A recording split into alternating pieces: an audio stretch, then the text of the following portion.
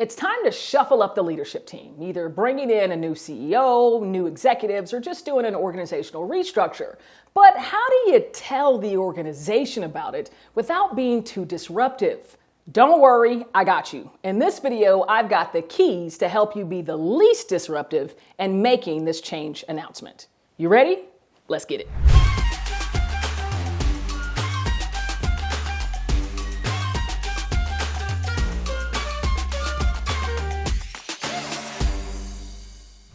Leadership changes are often necessary to fuel growth in your business, but they can sometimes be disruptive to the organization and delivering your continued business results. And so it's so important that you understand the best way to communicate to the organization, to minimize that disruption, and to ensure that they remain engaged and motivated moving forward in the new leadership structure. By the end of this video, you're going to know the 4 critical elements that you need to pre-work into the communication strategy. You're also going to learn some tips on the way in which you communicate to the organization. And lastly, you're going to learn a couple tips to keep the organization engaged after the communication has been made. So let's start with the pre-work that's required before you even think about communicating this change to the organization. There are 4 critical elements that you need to be thinking about to go into your comms strategy, what you're actually going to be saying to the organization. So let's dive into those 4.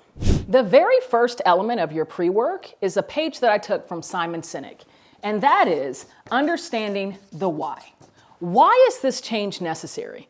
Not only how is it going to impact the business for the better, how is the organization and the business going to be improved or optimized because of the change, but also think about how this is going to positively impact the lives of your workforce, your employees, and maybe even your clients and customers. Get crystal clear on the why you're making the change. Now, the second part of your pre-work that you really need to understand and define as you're creating this communication is what's the gap, right? So define the gap of where you are today versus where you want to go. This is usually exemplified when you're thinking about your regular success metrics, whether that be your annual sales targets, maybe your growth goals, your market share, right? So where's it that you want to go versus where are you at today?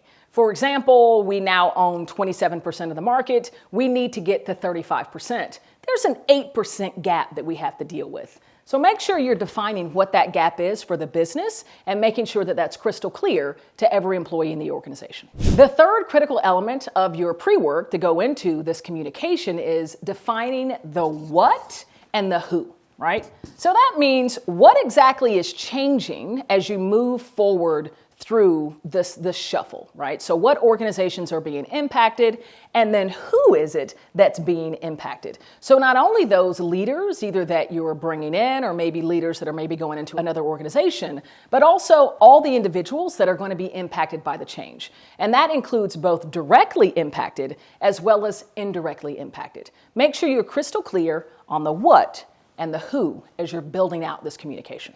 And the last element, maybe the most important, is the reason to believe. And by that I mean, what is the reason that employees should believe that the change that you're suggesting is actually going to close the gap, right? So why is it that moving this leader into this organization or bringing in this new senior level executive is actually going to close that gap? Be crystal clear. Why should they believe? Why should they trust this is the right change for the organization? This is really the point that's most important to really quell a lot of the disruption that can happen in the organization.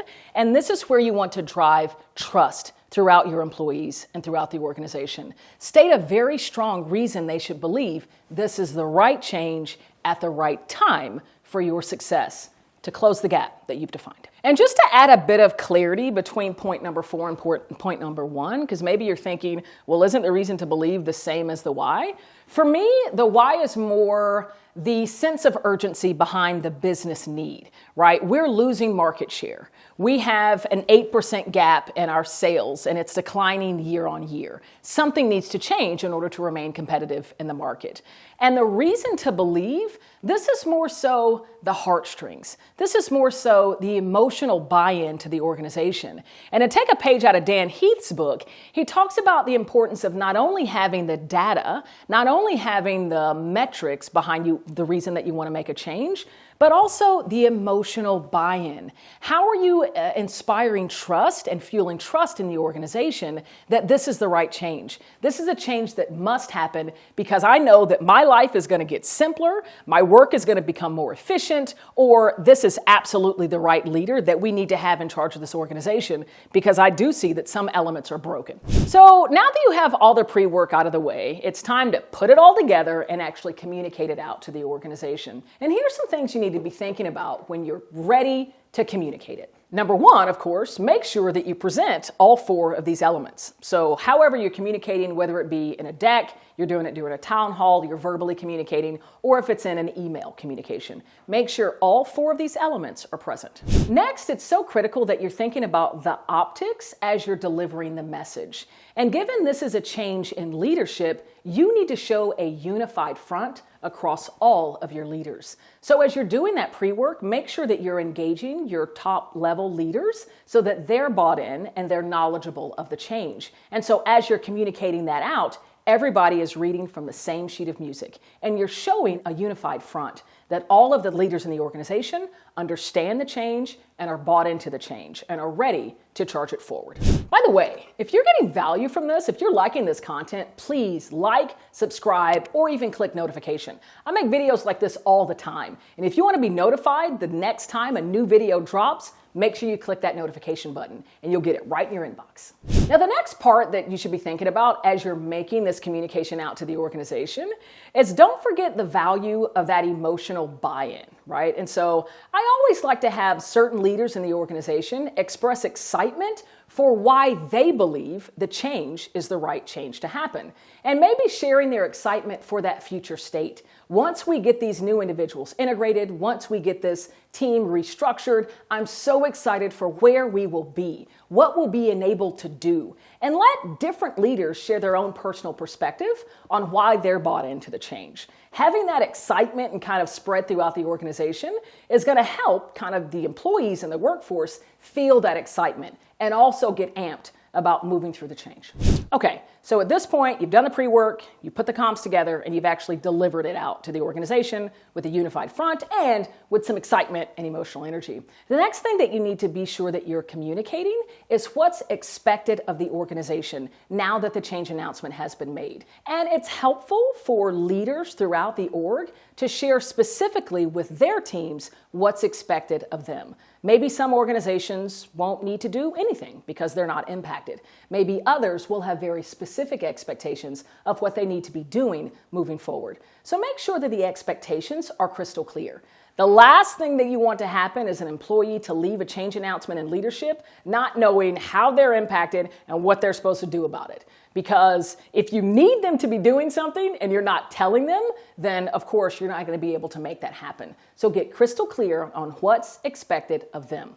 So what's next, right? Now that the announcement has been made, what can they expect moving forward? Is there going to be a regular drumbeat of more communication coming out?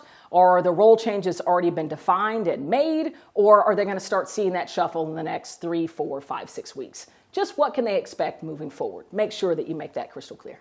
Lastly, as you think about communicating this change, is that you want to make sure there's avenues established for employees to express how that change is impacting them, right? You don't want to roll out changes not leaving the door open for your employees to share feedback on what's working and what's not. So create those avenues for employees to share back how they're managing the change and how their work is being impacted by the changes. Make sure those doors stay open. So if you got value from that content, great. I have something else for you. I want to offer you a free chapter of my best-selling book, Change Enthusiasm: How to Harness the Power of Emotion for Leadership and Success. And specifically, I want to gift you the chapter all about communication. There's some exercises, some worksheets in here for you to think about your own communication strategy. I want to arm you with some tools to help you stay knowledgeable and practice your communication strategy when you're leading through big change. All you got to do is click on the button below. I want to make sure you have the research, the data, and the insights to be successful in growing through even your most stressful and challenging change initiatives. I'm Cassandra Worthy, and until we meet again, keep growing and keep rocking.